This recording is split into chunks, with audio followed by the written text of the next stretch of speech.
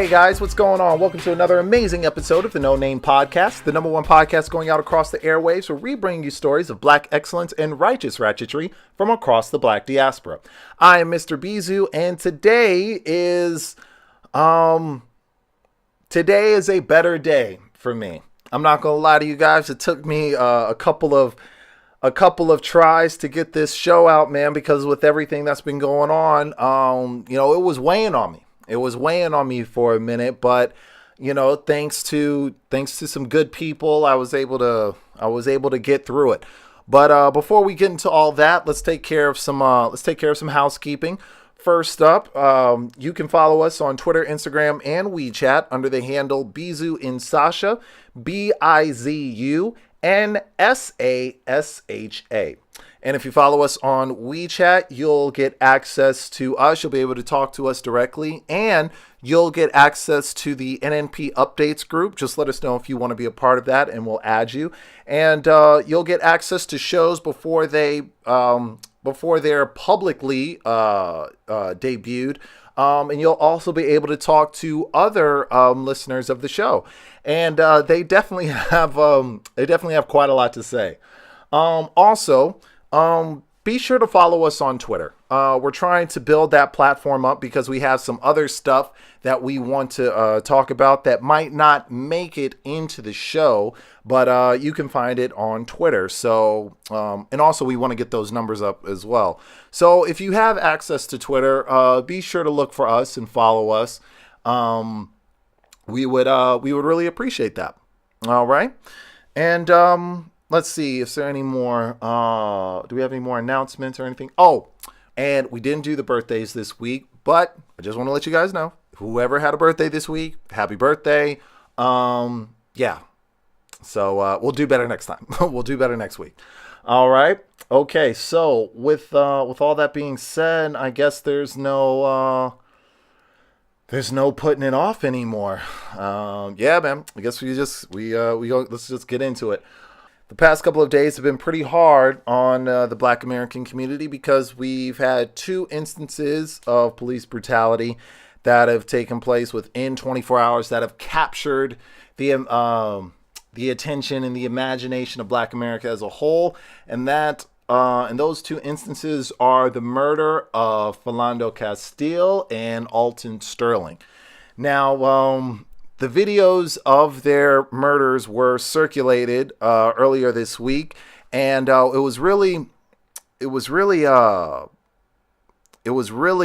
really bad because it basically happened within 24 hours of each other. The first one was Alton Sterling, who was in Baton Rouge, Louisiana, and he was shot 6 times after police grabbed him, threw him on the ground, and had him restrained. Like, he was literally on the ground, and police just fired 6 shots into his chest and back. He was a father of 5. It was really bad. That was a really bad one. But to make matters even worse, there was another video that circulated not even 24 hours later, and that was the one of Castile, which took place in Minnesota. Castile was riding in the car with his girlfriend, Diamond Reynolds, and his 4-year-old daughter. Her 4-year-old daughter. And police pulled them over because of what they said was a broken taillight. And while Castile was trying to do what the police officer was saying, the cop basically backed up, pulled his gun out, and shot Castile 4 times while he was sitting in the car. This was absolutely insane, and for me, it was even worse than what happened with Sterling because there was a 4-year-old in the back seat of the car. So it's like, imagine what that does psychologically to a 4-year-old girl who was just chilling in the backseat of the car, and then she looks up and she sees this cop kill this man like right in front of her. Like, he shot into the car 4 times. That's ridiculous. That's absolutely ridiculous, man. And so, that got around. That video got made the rounds on social media and everything, and it went all over the world, and people saw this. And so, people were, people were enraged. That this is where we've come. This is what it is now. So, but it didn't stop there. There was a protest for the two men who were killed, and there were protests going on in cities all over the country. But in Dallas, while a protest was going on, one man decided to get his rifle and start shooting into the crowd. He shot into the crowd. Well, let me take that back. He wasn't shooting into like the crowd of protesters. He was going after cops. He was going after cops. He shot 12 of them and killed 5. And now, man, the country is just lost its mind. So now everybody's going back and forth over what happened in Dallas now, and people are now they're trying to change the story now to make it about the deaths of these cops. And now it's gotten to the point where the media is not even really talking about the deaths of Castile or Sterling. And some people were actually trying to blame the protesters for the deaths of these police officers. And, everybody's just kind of going back and forth about this. You have some people condemning the deaths of the cops, saying that, something needs to be done, but that ain't the way to go about it. Other people are like, hey, man, I ain't got no pity for these cops, man. They've been out here killing us for decades now, and, there's never been any real justice. There's never been any justice delivered, and cops feel like they're above the law. And so some people are saying, this is just the natural outcome of that. So, everybody's, like I said, everybody's just kind of yelling at each other right now, and everybody's going back and forth, and nobody really knows what'll happen. Nobody knows where we'll go from here. And, I don't know, man. As far as what I think about the whole thing, and this is just my opinion. You know what I'm saying? Like, this is all I can really do. I can just give you my opinion. I mean, I'd be lying if I said that I had pity for the police officers that got shot. I know from an intellectual standpoint, I know that this is bad and I know this is wrong, but in my heart of hearts, I just don't have the pity for him. I don't have the pity for him that I know I should. Let me put it like that. On one hand, yes, death is wrong and murder is wrong, and you can't one life for another. It never balances out. An eye for an eye leaves everyone blind. That's all cool. But I just don't have the pity for him. I don't. And that's what, and I feel like that's what the major tragedy, of this whole thing is. The fact that we have had to get to this point, for people to understand just where we are right now. And the thing that people need to understand about Black America, because I feel like this is something that Black people around the world don't really seem to understand, is that for our entire history in the United States, Black people have tried every way to build themselves up and build their communities in the country. We have tried every form of resistance. We've tried every form of community building, everything. We've tried it all, man. Whether it's politics, whether it's economics, whether whether it's complete separation and segregation, whether it's integration. We've tried it all, man. We tried armed resistance. That has happened in our history. Like no matter what solution you try to come up with for Black people in the U.S., you will find it somewhere in our history. You will find you will find some community in the United States doing that to build themselves up, man. And after all of that, none of it really seems to stick. None of it really seems to take. And it can leave you frustrated. It can leave you very frustrated. It can leave you enraged, and it can leave you with this feeling of hopelessness. And and I feel like that's what's happening with a lot of people in the country. I feel like a lot of people are looking at things and it's like, damn, man, after everything that we've done, after everything that we've tried to do, after all, like, this is where we are. Like, this is what it's come to. And that's a very bleak outlook. But me personally, I can't allow myself to feel that way. I can't allow myself to give into that hopelessness. You know what I'm saying? Like, I can't think that this is it. I refuse to believe that this is all that, this is what we've come to, and this is what is the end result of hundreds of years of us fighting for our dignity and fighting for our humanity. And I have to believe that things can get better. I have to believe that things can improve and we can find a way out of this. Because if not, then what's the point? So I just want to say that something needs to be done and something needs to change, but it won't change, and it won't nothing will change and nothing will happen unless we make these things happen.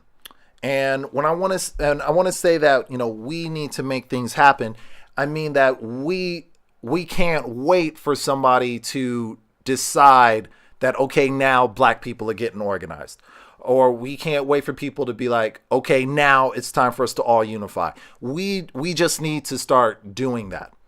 Okay? I've noticed that a lot, that, when these situations happen, when news like this comes out, when there's another police shooting, or when there's another instance of racism and institutional bias, not just in America, but all over the world, you find these things happening all the time. There's always people talking about how all these people offering solutions, and that's great, but these solutions always seem to be contingent on what other Black people need to do. It's like, oh, we need to do this, but first Black people need to unify. Or we need to do this, but Black people need to get educated. We need to do this, but we all need to come together. There's always a condition that stops the person from acting. And we can't afford that anymore. If you feel like there's something that needs to be done in the Black community and you're Black, well, then guess what? That means you need to do it. You just found out what your homework is, and you need to move towards making that happen. You know what I'm saying? If you think that Black people in the U.S. Are where they are because they're not organized, cool. You can start an organization. If you feel like Black people in the U.S. are where they are because they're not educated, cool. Open up a school. If you feel like Black people are where they are because we haven't armed ourselves and we need to take it to the government, cool. Open up a firearms training course. Get people educated on self-defense laws in different parts of the states. And get over there and you can pick up a gun and get it popping. There's, at this point, it's not about what you need to see other people do. It's not about what you what you need to see the black community doing. It's about what you're willing to do. It's about what you're willing to create. It's about what you're willing to start. It's about what you're willing to support and put your money behind. Because right now at this point, we don't need people offering solutions in chat rooms and comment sections. We need people out here doing stuff and pushing the community towards these solutions that they think is going to happen. You know what I'm saying? Because we the solutions can't just stay in the comment section.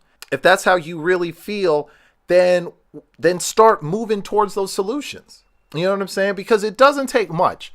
All right. All you need these days are a Twitter account, $200, an iPhone 4 or better, and BitTorrent, and you can start any social movement you want, and you can reach people all over the world. That's all you need. That's all you really need to get a social movement going, man, because people have done more with less. Black Lives Matter started as a hashtag, and now it's become this global phenomenon. It's become this worldwide force.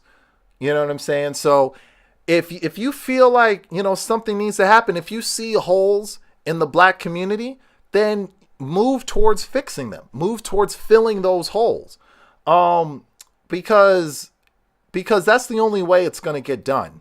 I was going through some chat room and everything, and some people offered to hold a vigil for the two men that got shot this week, for Sterling and Castile. And somebody came up and was like, why is nobody putting together a vigil for the black people that have lost their lives in Syria and Iraq and all these other countries? And the answer was, because you didn't start that vigil. You didn't set it up. Like, that's really what it is right there, and that's really the answer. If, we can't keep asking ourselves why aren't we doing this? Why aren't we doing that? We're not doing that stuff because you didn't start it. And, that's why I started this podcast. In the grand scheme of things, will this make a difference? Maybe, maybe not. But that ain't going to stop me from doing it, because I got tired of waiting for other people to be the change that I wanted to see. I got tired of waiting for people to do these things. And so I just decided to do it myself. I didn't want to wait anymore. I didn't want to be just, I didn't want to just vent my frustrations in a comment section or a chat room. I wanted to do something. And that's where it's got to be, man. And that's what we need right now, man. We need people going out here actually doing things. And also, let me be clear, not everybody's going to, do these big actions, and not everybody's going to want to be on the front lines of this fight. And that's cool, man. To be honest, you don't have to be. It's not required that everybody is out here doing, this kind of work. And that's cool. But support the people that are. Whether it's spreading the word about something, or, financially supporting them, doing what you can, because that's really the only way that this is going to get fixed. Like, that's the only way that this is going to, that this is going to get solved, and it needs to be, and, for me, I feel like it needs to be a global thing. It needs to be a global thing, man, because Alton Sterling could have easily have been a Nigerian refugee in Italy. Tamir Rice could have been a 16-year-old black kid down in Rio de Janeiro. Sandra Bland could have been a Congolese woman in India. Rakia Boyd could have easily have been a woman in London. All right. The destruction of the black body and the destruction of the black spirit is something that is going on all over the world, and it's happening everywhere, and it's a global phenomenon, and it's equally as destructive wherever it takes place, from the ICC all the way down to a random street corner. So, we all need to find ways to keep this from happening, because that's the only way it's going to get done. If you're waiting on somebody to give you marching orders, then you'll be waiting for a long time, man. You really will.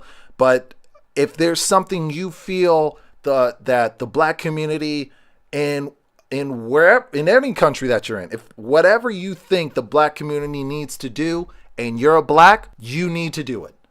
All right? If you think that there's something that black people need to be doing, then be the first one. Take that step. You know what I'm saying? Go out there and be that one to make that change happen. Because unity is not something that will come at the beginning. Unity has never come at the beginning. It always comes at the end. One person takes that step out there. It gets traction. They find people who are like-minded. They get together and it grows and it grows and it grows from there. And then the unity comes around the idea. But it always but it's at the end. It's not at the beginning. All right? Unity is not a prerequisite for getting things done. It is that has never been the case. So I don't know, man. I don't know. This might be the reality for me, but I refuse for this to be the reality for my children. And, you know, this is the only thing I know how to do. And from what I understand, I'm pretty good at it. So this is what I'm going to do, you know, and even if this doesn't work, I know that I'll be able to hang my hat on the fact that I did something. I tried to do something, and I tried to commit to making this world a better place for me and my children and my community. If for just for a little piece, a little minuscule microscopic piece, I know that I did my part. And so I'm hoping other people can do the same. So yeah, man, I had to get on my soapbox for a minute, but that's just something I had to get off my chest, man. I just hope that this spurs some kind of action, man, because that's what we need. You know, we don't need people staying in chat rooms and comment sections, you know, trying to show each other how black they are. You know, that doesn't help get anything done. You know, that's the question that needs to be asked right now, and not something, and this isn't a question towards all of blackness. You know, this is a question to you. You know, what are you trying to do? What are you trying to make happen, man? And like I said, it doesn't have to be a big thing, you know, but at least show your support. Show your support to people that are moving. Africa 2.0 should be standing room only because those rooms should be filled, you know, and people should be wearing Dynasty sunglasses on the way to the event and listening to the No Name podcast on the way home. You feel what I'm saying? Like, that's how we're going to get this done, man. That's how we're going to get these things done. By people, you know, seeing problems and working towards fixing them. You know, this isn't something the black community needs to do. This is something you need to do. So, like I said, man, I hope that people start doing things. Whatever you think the solution is, move towards that solution. All right, that's really what I want to leave. That's what I want to leave you all with. Okay, so I think I've said everything that I've needed to say. And with that, we're going to take a quick break. And when we come back, we're going to have the news.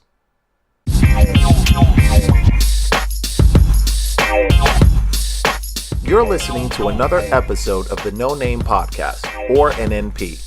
NNP is a show that aims to bring the world's black diaspora to the forefront and highlights their unique lifestyles while connecting their common cultures. The perspectives of the diaspora are valuable, and no one can tell our stories better than us. So thanks for hearing ours. We appreciate your support and encourage you to share. NNP, many voices, one sound. Peace.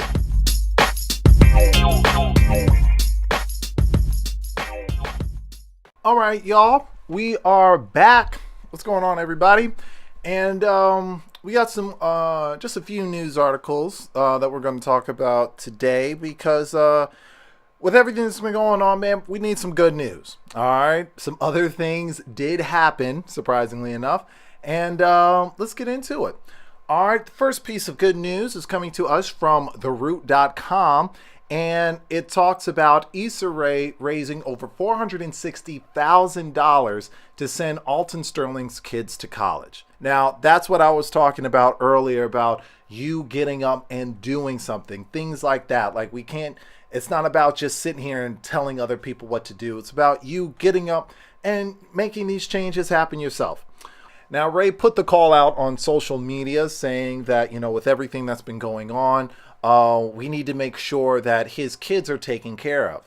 And so on Wednesday, she created a GoFundMe account to raise money for their college fund, and it raised over $460,000 in just 24 hours. She went on to say, "Thank you for helping us raise the goal. I just got off the phone with the Sterling family attorney who is aware of the GoFundMe and has asked me to call back since the family is, of course, overwhelmed at this time." And she said that she'll keep everybody posted, but she wants to keep spreading the word. Now, this is amazing, not only because so much money was raised in such a short period of time, but the goal was only $40,000. So shout out to Issa Rae for being the change that she wanted to see. All right. Next story is coming to us from thestandard.co.uk. And it talks about a blogger being chosen from 15 different finalists to be decided as London's best new vlogger.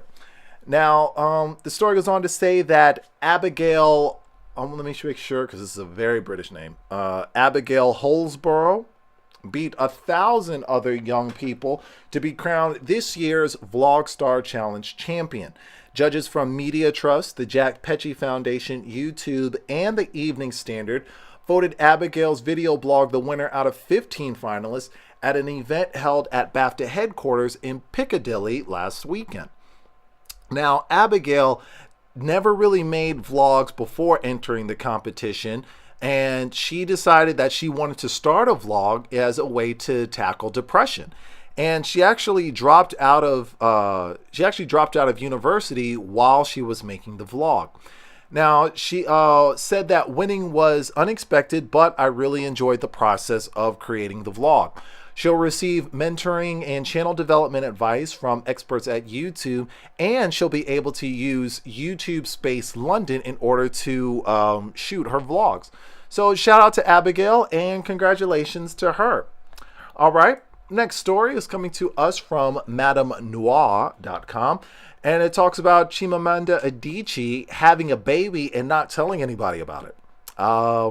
That's pretty impressive in this age of social media and how everybody has a camera on their phone and everybody's always trying to post their lives on social media. The fact that she was able to carry an entire human being inside of her body for 9 months and for nobody to know anything about it, that's pretty impressive. The only reason why this news came out was because she was sitting down with London's Financial Times and she ordered a Nigerian mocktail saying that I should have a glass of wine, but I'm breastfeeding. So, of course, the journalist was like, excuse me, what? And that's why she had to tell everybody that, yes, she had a baby. Now, when asked why she didn't tell anybody, she said that she didn't want to perform pregnancy. And when people were like, what does that mean, perform pregnancy? She said, I have some friends who probably don't know that I was pregnant or that I had a baby. I just feel like we live in an age when women are supposed to perform pregnancy, but we don't expect fathers to perform fatherhood. That was very deep. That was very feminist-like, and I kind of went over my head, but hey, man, do what you do. Congratulations to Chimamanda and her new bouncing baby. All right, and our final story is coming to us from forthewin.com, and it talks about Marshawn Lynch spending his retirement building a school in Haiti.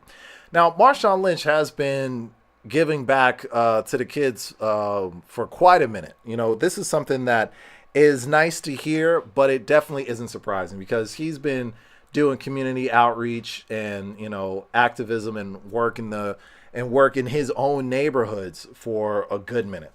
But the story goes on to say that the former Seahawks player went down with the Cliff Averill Foundation with Detroit's Lion player Stephen Tulloch to put together a school in Haiti, along with hosting a mobile medical clinic and a football camp. So shout out to Mr. Lynch. We appreciate you, man, for going out here and doing the Lord's work, man. And hopefully we'll be hearing more people following your example, man, because you are definitely somebody worth following. All right. Well, that's all the news that we have for today. I think a lot's been said, especially at the beginning. But yeah, that's all we got, man. Like I said, man, this is the time now to go out and do something. If y'all want to take anything away from this, I hope y'all take away that fact that the changes that you think need to happen aren't going to happen until you do them. So with that, I'm going to sign off. This is Mr. Bizu, and this has been another amazing episode of the No Name Podcast. Be sure to follow us on Twitter, Instagram, and WeChat, and check out our earlier shows on SoundCloud and YouTube. And with that, we're out. Peace.